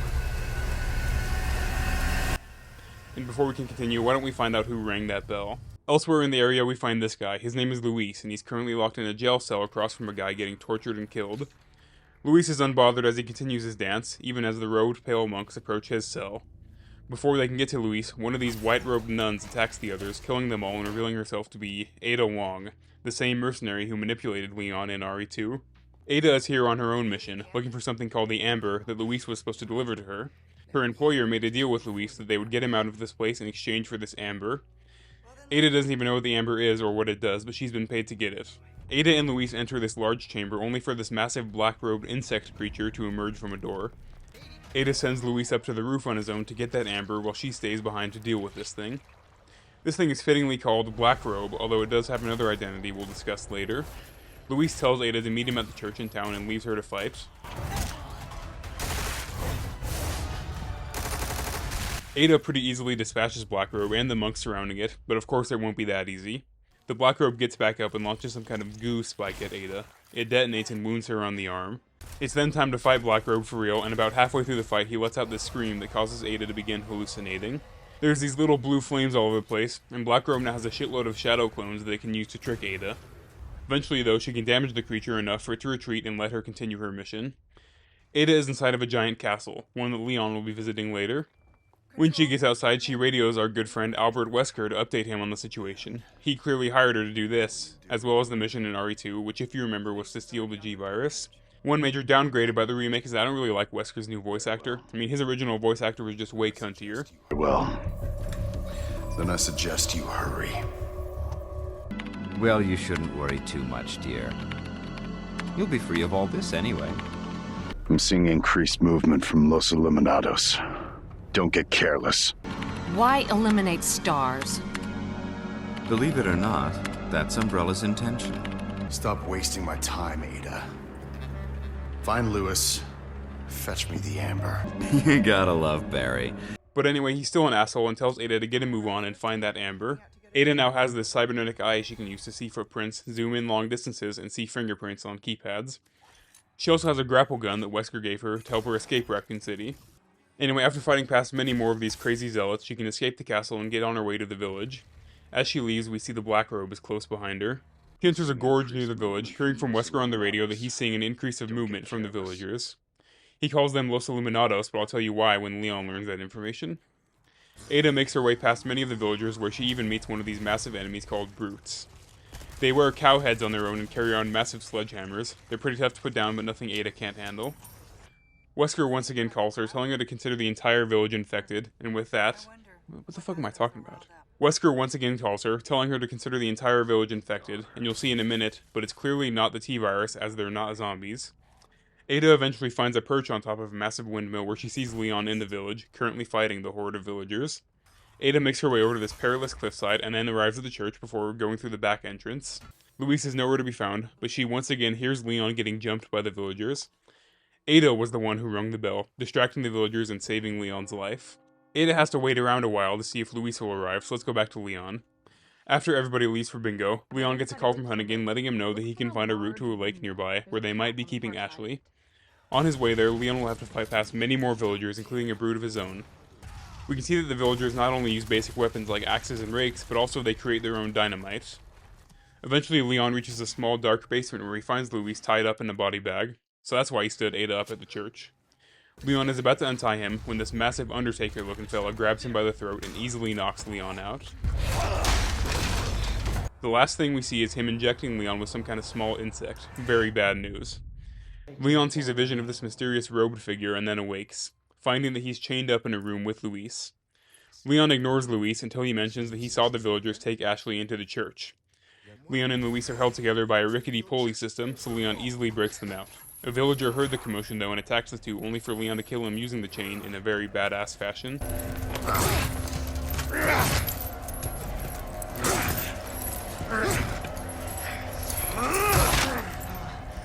The villager had the key to their chains, which Luis first uses to free himself and run from Leon before he can be asked too many questions. He's a nice guy though, so he tosses Leon the key afterwards. The villagers took all of Leon's gear, so he has to stealth through the next section, killing villagers with kitchen knives. He also radios Hunnigan to have her run a background check on Luis. He's rightfully suspicious of the man. After the kitchen knife massacre, Leon can find his gear and be released from the building by this mysterious figure. This guy is simply known as the Merchant, and as you would expect, he sells you shit. There's not much lore to this guy, but I think we can safely assume two things. One is that he's infected with the same thing these villagers are, since they don't attack him, and two is that he's not from around here as he has an Australian accent. He's mostly just a gameplay element, as he gives you little side quests and a fun shooting range minigame later, as well as, of course, selling you shit. Now, at first I thought he might just be a hallucination, and that very well could still be the case, but if he is, then he's a shared hallucination between Leon, Ashley, and Ada. Anyway, Leon then needs to go through his own enemy-infested valley before he can unlock a gate that takes him to the village chief's manor. After interrupting a villager mid-shit, Leon can make his way upstairs to the master bedroom. The bedroom notably has a massive painting of that robed guy we saw. He's called Lord Sadler, and he's apparently some kind of religious leader around here. Leon's up here to find a key to a gate outside, but as soon as he does, Undertaker reappears and chokes the shit out of him, shrugging off all of Leon's attacks to do so. He looks into Leon's eye, noting that his blood has accepted the gift he previously injected into him. So Leon's about to get chokeslammed, but before that, let's see what Ada's been up to. So she waited for Luis to show up for a while. Of course, he was tied up in a bag, but eventually Wesker radios her and tells her that Luis had gone missing somewhere in the forest. Ada decides to investigate the village chief, Torres Mendez's house. She leaves the church and eventually runs into the merchant for the first time. Hey, stranger. So what are you buying? Just like Leon, she kinda just accepts that this random guy will sell you things. Ada eventually arrives in the village where Leon fought the horde, and guess who's back?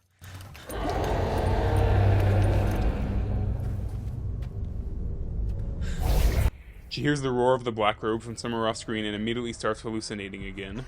Ada once again has to fight the creature. The hallucinations have progressed a bit, as the black robe can now seemingly teleport around the village.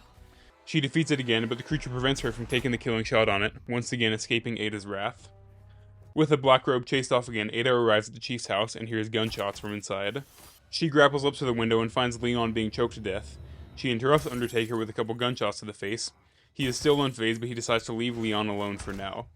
This man is Father Torres Mendez, the village chief and also a priest in this weird religion.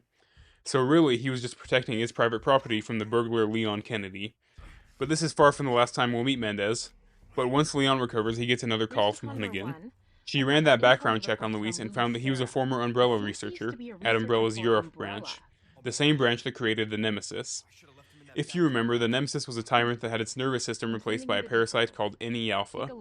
Maybe there's a connection between that parasite and whatever these villagers have, and now Leon has too.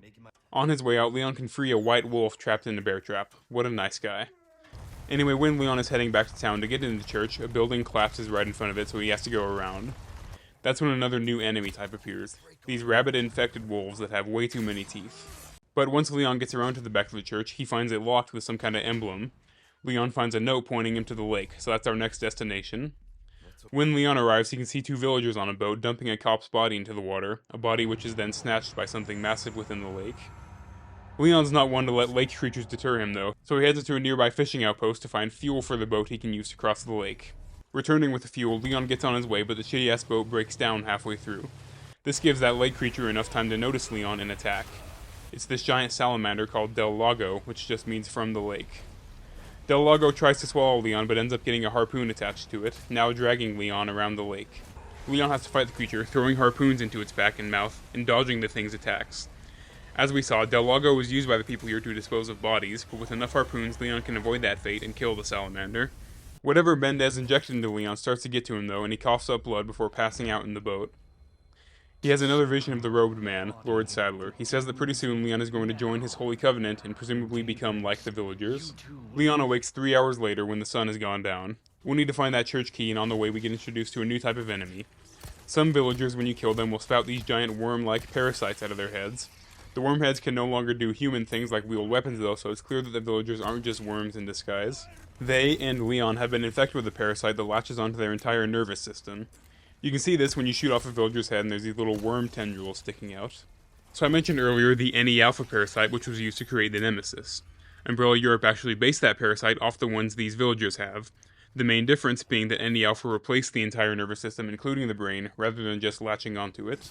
We'll learn more later, but for now Leon has to get these two bleeding head statues in order to get the key to the church. Leon then crosses the lake and heads back the way he came, but eventually the villagers trap him inside this gorge. We can see this red priest who starts chanting, prompting something massive to start beating down a door to get to Leon. It turns out to be this giant troll-like monster called El Gigante, or the Giant. That's a fitting name as the thing is absolutely massive. When Leon does enough damage to it, a giant worm, much like the villagers, pops out of its back, revealing a weak spot. You got worms too? At a certain point in the fight, the white wolf Leon saved earlier will come down to help him, distracting the giant and eventually causing it to collapse a part of the cliff on itself. We can find a couple notes in the village about how the village nearly starved themselves to death trying to keep this thing fed. They ended up trapping it in the gorge as it would attack anyone and anything it saw. The giant is very strong, but with enough damage, Leon can kill the parasite and the giant that it controlled. On the way back, we encounter another of those infected wolves, and much like the villagers, its parasite now pops out of its back as well. This is because the parasites can't stand bright light, including the sun. They can even be one-shot by using a flashbang. I think this makes sense as most adult parasites can't survive long outside the body, but eventually Leon can reach the church and use his new key to get in. Ashley is indeed inside the church, but given what she's been through, she doesn't immediately trust Leon. Just let me go. Listen. Easy with that. My name's Leon. I'm here in the president's orders and... that went well. She runs away from him, but there's not really far to run as a horde of villagers approach the church. Leon and Ashley both see a vision of Lord Sadler ordering the villagers to attack, meaning that Ashley is infected with the parasite as well. Ashley is a pretty fun character even if you do have to babysit her a lot, as enemies will frequently try to grab her. Leon and Ashley escape the church the back way and radio Hunnigan for a chopper to pick them up.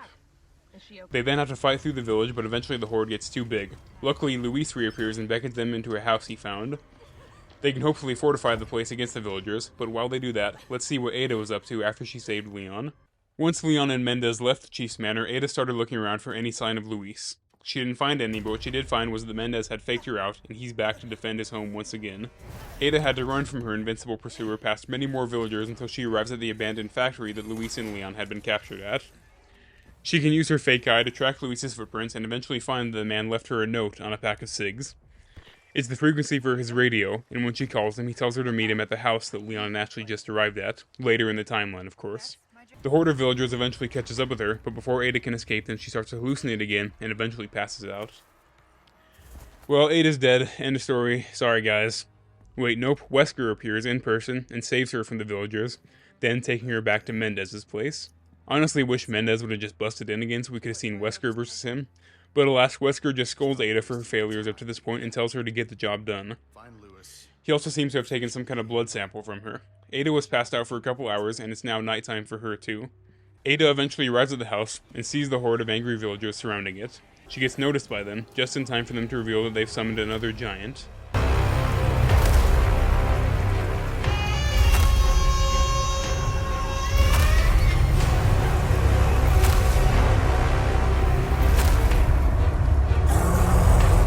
The giant was supposed to be used to kill Leon and Luis and take back Ashley, but Ada can't let that happen, so it's time to fight the beast. With her grapple gun, Ada can attack the giant from the rooftops until of course he destroys the buildings, trying to get to her. It's a grueling fight, but eventually Ada can kill the parasite and keep the giant from attacking the house. So why don't we see what's happening in that house? We just saw the army of villagers outside, but Leon is more concerned with confronting Luis, the former Umbrella employee. There's no time for that though, as Leon and Luis hide Ashley in the basement in an attempt to defend the house. They have to defend against multiple waves of villagers, culminating with another of those hammer-wielding brutes. Of course it was supposed to culminate with a giant, but Ada prevented that. After a good few minutes of fighting, Ashley opens a back exit for the two and the group escapes out, past a large gate they can use to block out any more. As Ashley begins coughing up blood, Luis tells them what this parasite we've been seeing is. They're called Las Plagas, or in English, the Pests. If the parasite isn't removed, Leon and Ashley will become just like the villagers, seemingly under the control of this Lord Saddler. Luis reveals that he has a way to remove the parasite as he's done it to himself before, but for now Leon and Ashley will just have to trust him. He leaves the two to ponder that for a moment as he heads outside and sees Ada waiting for him. Ada's only here to get the amber, but Luis says that he hid it somewhere in the castle before getting caught. Ada and Luis need to go retrieve it, but we'll catch up with them later. Leon gets a call from Hunnigan where she says that the chopper can't land due to weather. I mean, come on guys, this is the president's daughter, we can't send in a couple cars or something? But apparently not, as Leon has to hold out for a while until the weather lets up and the chopper can land. Leon and Ashley enter yet another gorge, which is blocked by a large gate. To lift the gate, they need to find a crank. Well, the crank is just hanging on a hook on a wall. I mean, finally something goes our way.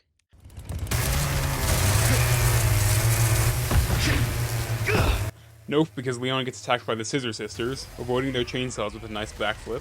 One of the sisters grabs the crank, so Leon has to kill them both to send a message. Once he does, he raises the gate and continues on, only for Mendez to reappear and grab Ashley.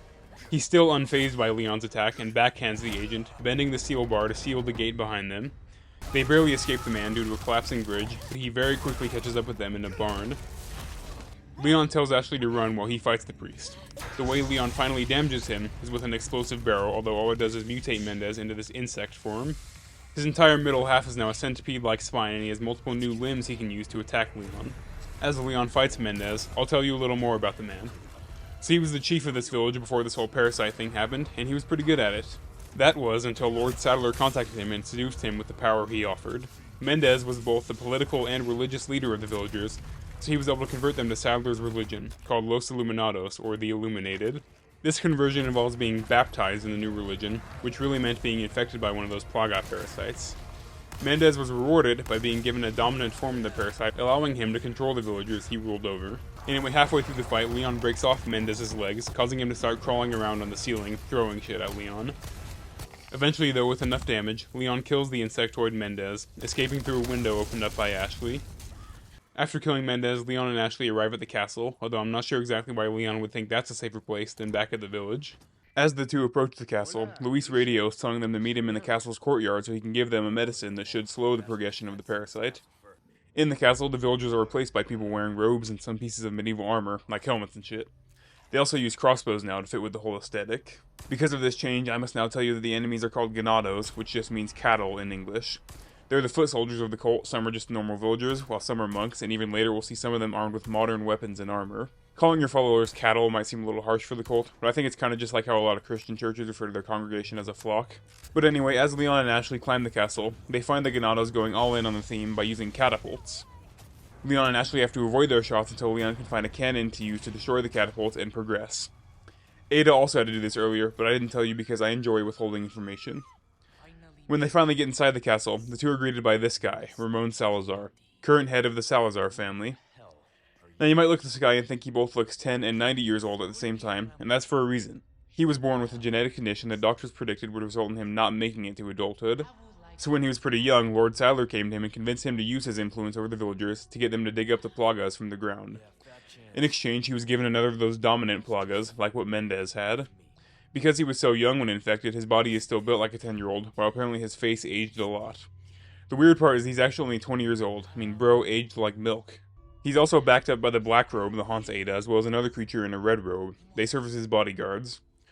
Ramon wants Leon to hand over Ashley. He reveals that the plan is to use her to take over the United States and then the world. When Leon refuses, he sicks some of his ganados on this. So the plan here would be to send the infected and controlled Ashley back to the US and to also infect her dad, the president, and probably Congress and the Supreme Court as well. This would put the nation with the most powerful military in the world firmly under their control.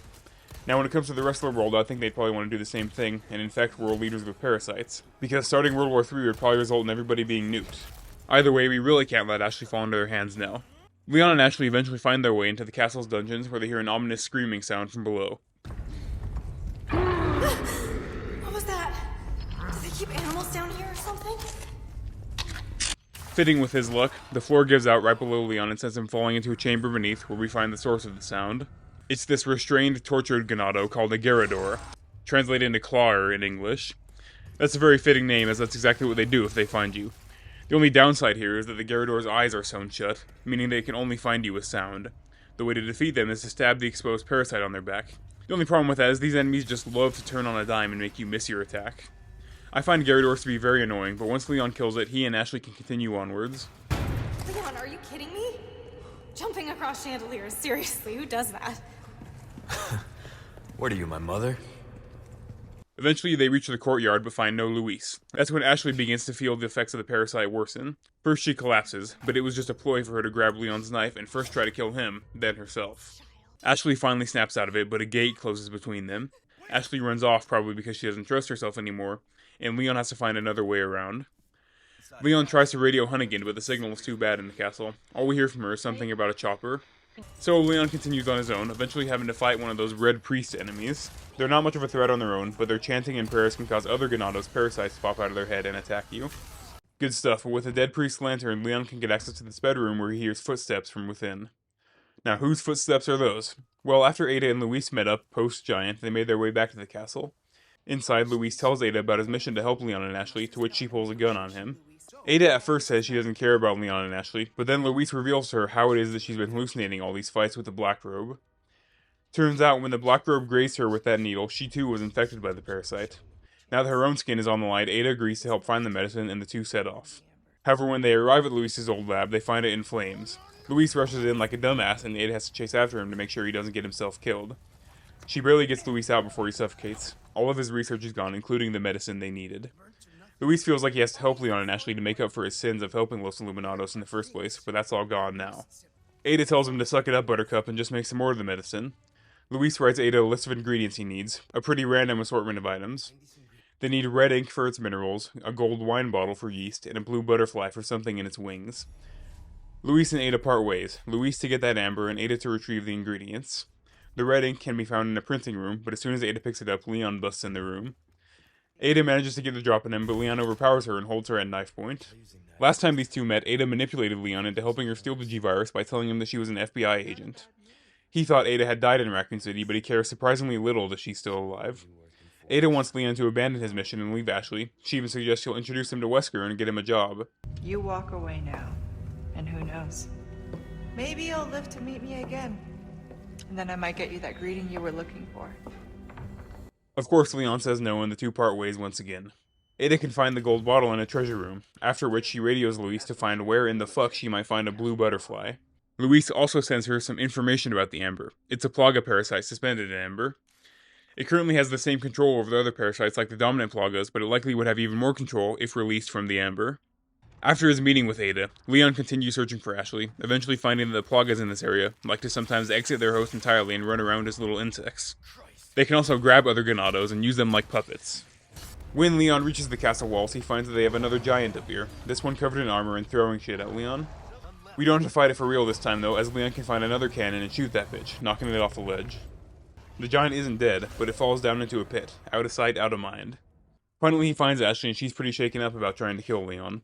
Leon gives her a pep talk though, and the two can head out again, further into the castle. With the two reunited, Luis radios Leon to ask for his help. He's run into some kind of trouble in a ballroom across the courtyard. The courtyard has one of those bush mazes in it, and Leon has to find and raise 3 banners to unlock the door. The way forward is locked by the statue of a chimera. It's missing its lion, goat, and snake head, so Leon has to find them next. This takes him through a series of fights, one of which introduces us to a new enemy. Being a castle, it has plenty of knight armor statues laying around, and a couple Plagas decided that these statues are a better place than the human body, so they now operate the statues in a clumsy way. You have to knock the helmet off until you can shoot the parasite within, or wait until Ashley stuns them with these lanterns. Remember that the parasites can't stand bright light, so that's why it works. When they finally find the 3 heads, a horde of Ganados appears. But before Leon can fight them off, one of them pulls a lever, locking Leon in a cage and separating him and Ashley.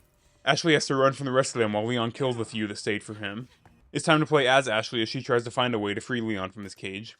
This involves avoiding a shitload of those infested armor enemies. She even has to go down to a mausoleum filled with them to get the item to free Leon, a golden sigil thing. This allows her access to that guy who locked Leon in. He has a key that she tosses to the man. Before Leon can get out though, the red robe appears behind Ashley and snatches her, shrugging off Leon's bullets as it escapes with Ashley. Well, Leon's fucked, sorry guys. Anyway, Ada is still looking for that blue butterfly. She makes her way to the castle walls where she hears the call of the Black Robe, probably looking for her. Wesker calls again for an update. When Ada says she's still working on it, he's yet again an asshole about it. After the call, she catches a glimpse of the Red Robe, Ashley in hand, heading towards the throne room of the castle. Out of the goodness of her heart, or maybe to get Leon to continue distracting the Ganados, she radios him and tells him to head to the throne room. Afterward, Ada can finally find that blue butterfly in a collection room, after which she links up with Luis outside.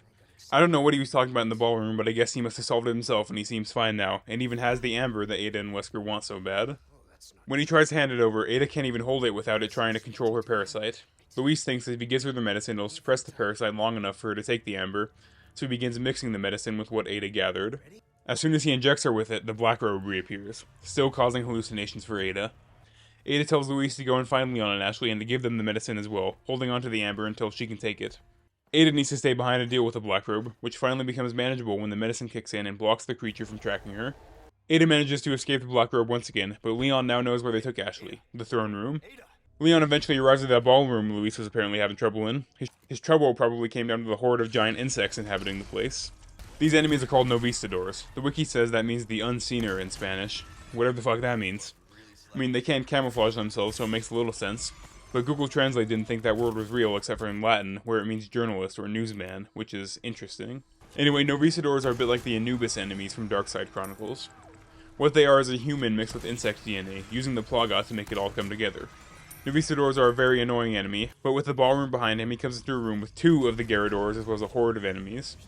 This section is super annoying because you actually have to kill both of them, but once we get past them, Leon arrives at the throne room. He finds Ashley being held in the middle of the room, but he's immediately pounced on by the red robe, pinning him to the ground. Ramon is sitting on the throne and he orders them to pour this strange black liquid down Ashley's throat. It's unclear what this is, maybe it's just worm juice, but I think what it does is either accelerate the process, or maybe make the parasite stronger. We see later that both color robe creatures were made using this stuff. With that, Red Robe pushes Leon down a cavern filled with spikes. It would have been the death of him if Leon hadn't caught a chain on the way down. This cavern is filled with a black liquid and Novistador, so it's likely they're made with the liquid. Who is making these things, though? Well, further down we can find this lab area that was once housed by one of Ramon's servants, a man called Isidro. Isidro had one of those dominant plagas within him, and was tasked by Ramon to find a way to elevate the human form and bring them closer to the holy plagas, which are insects. His first success in the field was the Novistadors, however those are just dumb little bugs. Isidro wanted more. He got one of Ramon's housekeepers, a woman named Pazanta, to volunteer and be his test subject. She was infected with the parasite, so it's not like she had much of a choice. It took over 6 months of reshaping and retrying the experiment on Pazanta, an apparently very painful process, but finally the Black Robe was created. Black Robe was meant to be Ramon's right hand and bodyguard, but Isidro thought that he could do better, and underwent the experiment himself. As Leon moves through the labs, he needs to restart the elevator to get out, the whole time being stalked by some creature above him. The creature reveals itself to be this thing, a human-insect hybrid called a Vertigo. Now, I didn't realize this in my first playthrough since the Vertigo is naked, but this is the Red Robe, aka Isidro himself. He's come to finish Leon, but Isidro's own countermeasures end up being his downfall. The lab is covered in liquid nitrogen showers, likely built to contain his former experiments like Pazanta.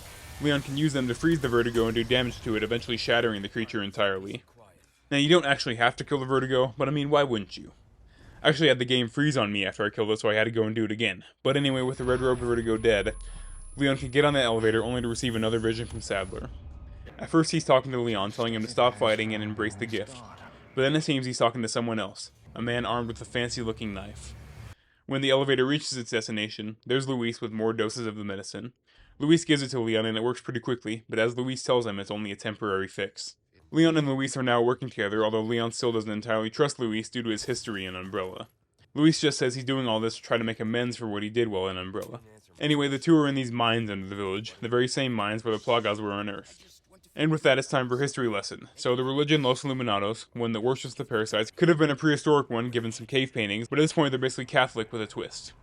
That twist is believing that these parasites are holy gifts from God, and that to join their religion means being infected by one. Around 1554, under the prophet Adam Sadler, not Sandler, Sadler, the religion resurged and took over most of this region. A while later, Ramon's ancestor, Gregorio Salazar, worked with the Spanish Inquisition to destroy this mountainous religion and seal the parasites underground. The Salazar family eventually built this massive castle and ruled over the land, preventing the religion from returning. I say returning because the Sadlers who led the religion were far from gone, but we'll see what happened to them later. Anyway, after using some dynamite to clear the way, Leon gets grabbed by the very same armored giant that we hit with that cannon earlier. He is not dead, and he's actually found himself a friend. Luis and Leon have to fight 2 giants this time. Luckily, Luis can't die, so we can just let him get mauled by the armored one while Leon kills the naked one first. Killing the naked one isn't too hard as we've done it twice so far, however once he's down, the two need to figure out how to kill the armored one. The cannon blew off a piece of its helmet, so you can shoot it there. However, at a certain point, Luis will plant some more dynamite on the giant, stunning it, and allowing Leon to drop it into a lava pit below. You can also just kill it normally, but that's boring, so... With the two giants there, the two find a rail car they can use to travel the mines quickly. It's a pretty shitty rail car because it's always constantly tipping over, but along the way, Leon has to shoot Ganados at neighboring cars, explosive barrels, and chainsaw men attacking from the sides. It's pretty fun, but at the spot where they originally dug up the Plagas, the track just ends, sending Leon and Luis flying off and onto a platform nearby. Luckily, there's an elevator right there, but we gotta take the long way because that's how things go in these games. The long way is populated by a shitload of Novistadors, but eventually the two can make it into the elevator, where Luis reveals that he was indeed working for the cult. He actually worked on much of the projects that we've seen so far, like the Giants and Novistadors, but eventually he discovered this whole world domination plan and tried to get out. That hasn't worked out well so far, but as the elevator reaches the top... Almost what?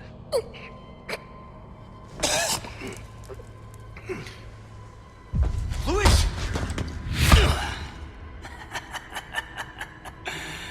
Long time no see, rookie. Good old Jack Krauser is back and his arm seems to have healed. He steals the amber from Luis's body and kicks the shit out of Leon, sending him down into arena for a knife fight. Now, I'll be upfront with you. The Operation Javier I told you about earlier technically isn't canon here. Rather, what happened is Krauser was sent in with an elite unit where everyone except for himself died and he escaped with an arm injury. The only thing about that is that later Krauser references him and Leon's time in the jungle, whereas this game's story leads you to believe Leon was never even there. Just like all the remakes, it's weird and convoluted, so we're going with the Darkside version of events. At this point, Krauser seems to be working with Los Luminados, however it didn't start that way. Wesker picked him up after his discharge from the army and somehow managed to heal his arm. Krauser was then sent to the island to take a sample of the dominant strain of the parasite from Sadler and bring it back to Wesker. Krauser also helped the cult kidnap Ashley, as he would have had much more knowledge of the Secret Service and how they operate than any of these Spanish hillbillies. However, we see that Ada is also here, so either Wesker doesn't trust Krauser or maybe he betrayed him to join the cult. We don't get to find out yet though, as after a long knife fight, Krauser knocks Leon down and looks to be about to finish him. But before that, after Ada escapes the Black Robe, she finds a note from Luis telling her that he's heading down to the mines to find Leon. Ada has to follow to get that amber, however she goes through a waterway underneath the castle. As she heads towards the mines, she once again hears the call of the Black Robe, but this time decides she's done running. Above the furnace room where Leon and Luis fought the giants, the Black Robe, or Pasanta as we now know, finally catches up with her. Ada leads him to a cave nearby where she drops a metal walkway onto it. That never works though, but what it does do is make the Black Robe get naked and mutate. It looks a little like the other Vertigo, however it's bigger and has this big fuck-ass tail. It's quite a fight as the thing is not only strong and fast, but it can also spit more of those barbs from its tail. With enough damage though, Pasanta finally goes down, only for its tail to take over, dragging around the rest of its body as it crawls around like a centipede. The fight with the tail is honestly harder than a normal fight as it burrows around and calls Novistadors to back it up. But with enough damage, the Black Robe that's been haunting Ada the entire game is finally dead, resulting in Ada throwing up the parasite that had implanted into her. Now, I would be a little more shaken if I just threw up a worm of that size, but Ada is unconcerned. She then gets a call from Luis. He tells her that Leon is currently fighting Krauser and that he took the amber. However, the call gets out before Ada can get any more information. The call cut out because right as Krauser was about to finish Leon, Luis came back to life and shot at him, conveniently hitting his knife. Krauser is unfazed. He calls Leon a disappointment and retreats, amber in hand. In his last moments, Luis gives Leon the key to his lab where he has a way to remove the parasite, leaving Leon with the question of whether people can truly change and become better. You know, I led a pretty shitty life. But now, eh? What do you think, Leon? People can change, right? Ada arrives just in time to watch Luis die, but she does see Krauser running off towards the clock tower. She also sees Ashley being dragged into the clock tower as well, then calling Leon to let him know. Leon, there's only time to say this once, so listen up. They took your friend to the top of the clock tower. If you hurry, you might get there before she turns into one of them. So you aren't heartless after all. I guess I should be thankful? Yeah, you should. Leon eventually arrives at the clock tower where he finds this giant fire-breathing statue of Ramon in the middle. In the original game, this was a giant mech suit that chased you, but I'm glad they cut that out, honestly. Also, at a certain point, they start rolling boulders down the stairs at you, but eventually Leon reaches the top. When he bursts in, he finds Krauser escaping with Ashley. Ramon starts yapping, but Leon isn't having any of it. Being bestowed with lore settlers. You talk too much. Failed! You vulgar, utterly uncivilized! Meanwhile, Ada was trying to follow Krauser, eventually coming across this area with these crushers in it. Super annoying. She eventually arrives at the top of the clock tower, seeing the same scene as Leon did. Ada heads off to follow Krauser, but before Leon can do the same, Ramon re-emerges.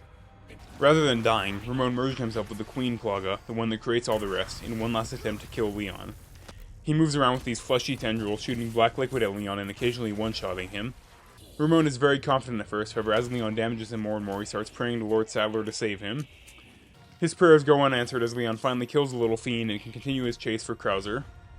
Leon heads down an elevator and sees Krauser escaping on a boat. Luckily there's another one downstairs. Holding the key to the boat is Ada, so the two have to follow Krauser there together.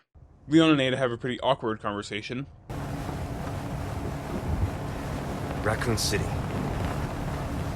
You know, after the incident, the world changed. You try to save one person, 100 others die. I guess I changed too. You? Leon S. Kennedy. You haven't changed. You just think you have.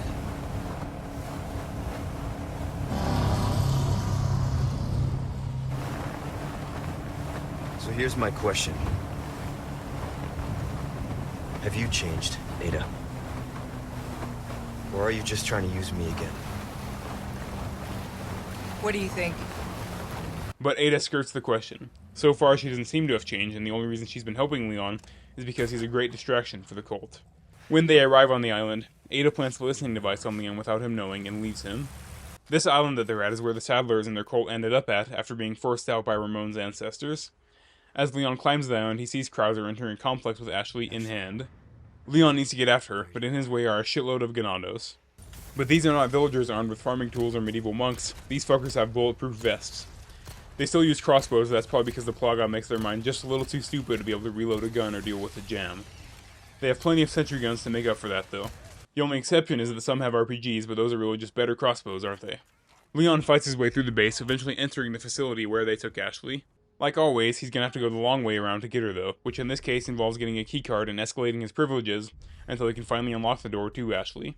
This takes him to an underground lab where we can witness another of Sadler and probably Luis's experiments. These very tall, pale, flabby monsters called Regeneradors, or as you might be able to guess, Regenerator in English. They look a little like the Pale Heads from the RE3 remake, however those were made with the T-Virus while these were made with Las Plagas. If I had to guess why they look so alike, it's because they probably grow so much skin so fast the skin just has no color to it. Anyway, you have to kill them differently too. Regenerators are made by implanting multiple, usually 3 to 4 parasites into a body. If you don't kill all the parasites, they'll just regrow indefinitely. They were kept down here in cold storage because they attacked everything in sight, including Ganados. Now if they could refine these a little bit, they would be a great bioweapon. But after Leon retrieves a wrench from inside a Regenerator, how the fuck did it even get there? He can get a level 3 keycard and run it back to the room where Ashley is being held. He injects her with Luis's medicine, but it doesn't immediately wake her up. So while Leon waits, why don't we see what Ada is up to? Ada quickly caught up to Krauser, but rather than confront him head-on like Leon would have, she finds a nice sniper spot. She sees Krauser delivering the amber to Lord Sadler. Apparently he switched sides. Before she can take the shot, she hears footsteps and the sound of a gun cocking behind her. Wesker's back to be a bitch once again. This time he has new orders for Ada. This time it's to arm a series of bombs placed around the island by Wesker. She can do all of them from a central computer. Fighting through hordes of enemies, she eventually enters the same facility Leon and Ashley are in. Ada watches from above like a creep as Ashley finally wakes up. Leon tells Ashley about Luis's death, but she can't dwell on it for too long. They need to find Luis's underground lab and remove the parasites before it's too late. Leon calls Ada to ask where it is, and she tells him to get to the sanctuary at the top of the mountain, so that's where we're headed. Ada the encyclopedia. On the way, Leon and Ashley have to solve these cute little puzzles where you both have to pull the lever at the same time. At a certain point, Leon encounters another Regenerator, however this time when you destroy all 3 of its parasites, it comes back to life, now with needles poking out from every pore on its body. These are a variant of the Regenerators called Iron Maidens, and they are either able to hide another parasite inside of them or regrow it after the other 3 are destroyed. Either way, they're tough as shit, and as one last fuck you, when you kill them they explode, sending needles shooting in all directions. Leon and Ashley eventually arrive in a courtyard with a little crane and wrecking ball. Now, I don't know when Ashley got her certification, but she hops in the crane, using it to try to break down a wall in their way. The commotion draws a horde of Ganados, so Leon has to defend the crane while she breaks down the wall. Beyond the wall is a freight elevator that takes him to a warehouse containing a lot more of that amber, all of which contains dominant Plagas. Sadler enters behind Leon and Ashley. He has this tentacle-y staff and shrugs off Leon's attacks. Using their parasites, Sadler takes control of Leon and Ashley. Leon is forced to stand still while Ashley slowly raises a gun to his head. Ashley manages to fight long enough to kill the 2 nuns behind Leon, using up all the ammo in the process. Leon remains unable to move as Sadler leaves with Ashley, finally regaining control once he's gone. Leon has to continue on alone, eventually finding a tent with some stalker-like pictures of him laying around. This is Krauser's tent. We can find a note inside detailing how he kidnapped Ashley. He had her switched from a real Secret Service team to one implanted with parasites under the guise of car problems. From there, he stuck her on a ship and sent her over here. His obsession with Leon also points to the Darkside Chronicles events being canon, as that hatred really only developed once he learned how much more important Leon was than him. Krauser's laid a trap for Leon, an obstacle course filled with sentry guns, mines, and Krauser himself. If you remember, by the end of Darkside Chronicles, Krauser was obsessed with the power that the T Veronica virus could give. When Wesker sent him to infiltrate the cult, Sadler gave him one of those dominant parasites. Krauser was supposed to bring it back to Wesker, but instead he gave himself the parasite, granting himself the power he wanted so badly. Krauser's done playing around with Leon. He whips out the MP and starts spraying bullets at him. He also has this bow with explosive arrows that he uses between reloads. Throughout the entire course, Krauser is shit-talking Leon. Occasionally he even hops over to have another knife fight. At the end of the course, the two have one final fight. Leon wins again, but Krauser's still not done. He starts stripping, which made me think something else was going to happen, but then his formerly injured arm mutates into a giant bone blade. He jumps down on Leon, sending him falling into the catacombs below where he can sneak attack him. So that's your true power? Oh, I'd ask for a refund.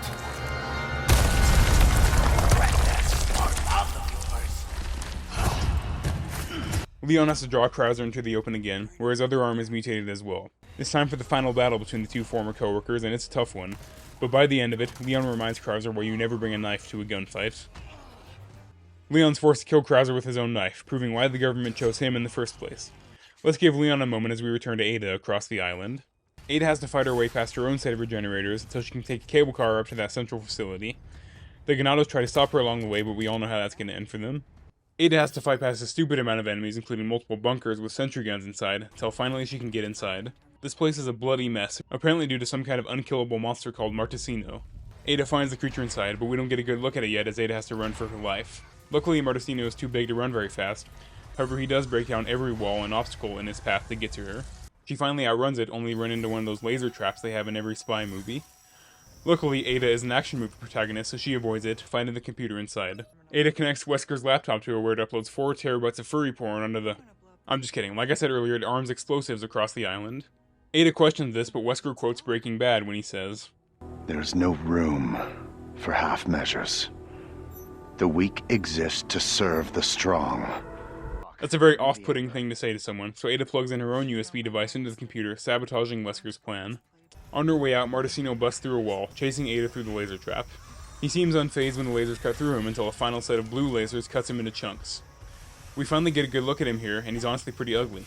Martesino doesn't have too much lore to him, but he was made when a dominant Plaga host came into contact with the Amber. This gave him insane regeneration, which made him immune to all weapons, except for being cut into bite-sized pieces like we just saw. With Wesker's bombs kind of armed, she heads off to continue her mission of finding the Amber. With Krauser dead, Leon surveys the area ahead of him, seeing Ashley getting escorted into the inner sanctuary by a group of nuns. The area ahead is so well defended it might as well be impassable, until that chopper Hunnigan promised about 10 fucking years ago arrives.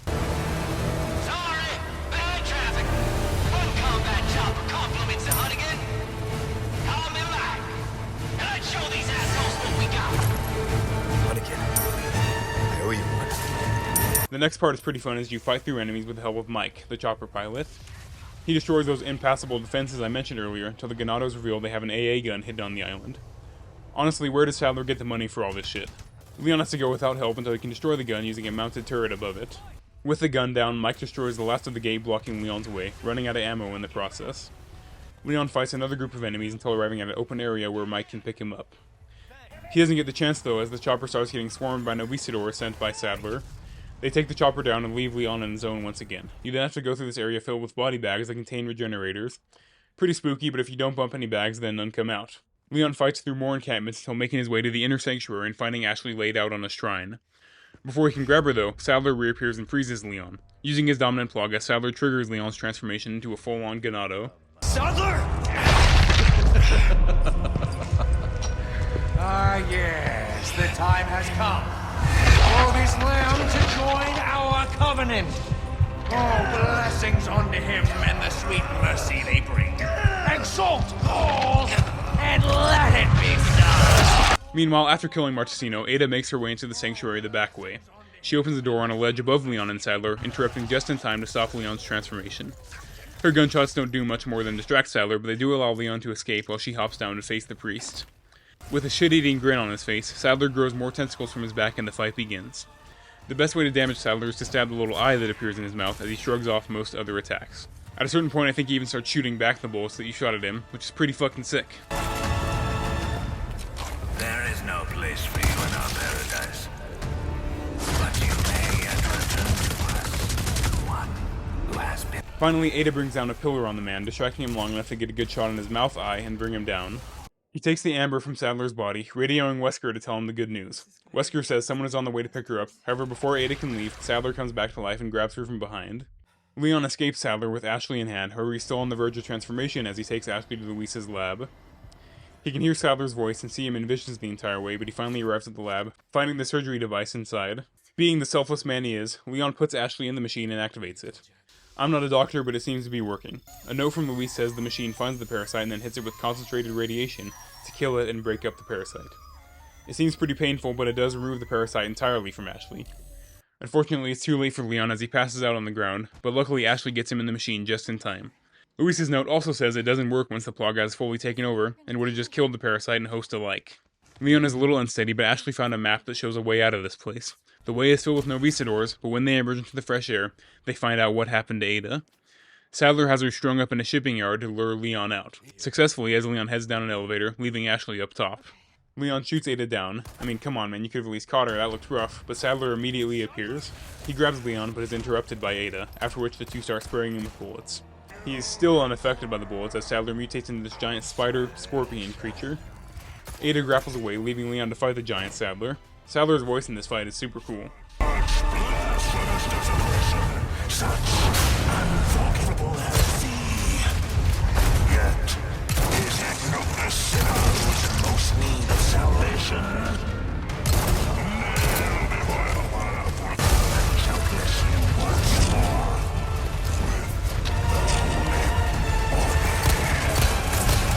The way to kill him is to destroy the eyes on his knees, giving you access to the one in his mouth. He'll occasionally jump up and summon some Novisadors to attack you. Dreadful disciples, assemble! Do not let them escape!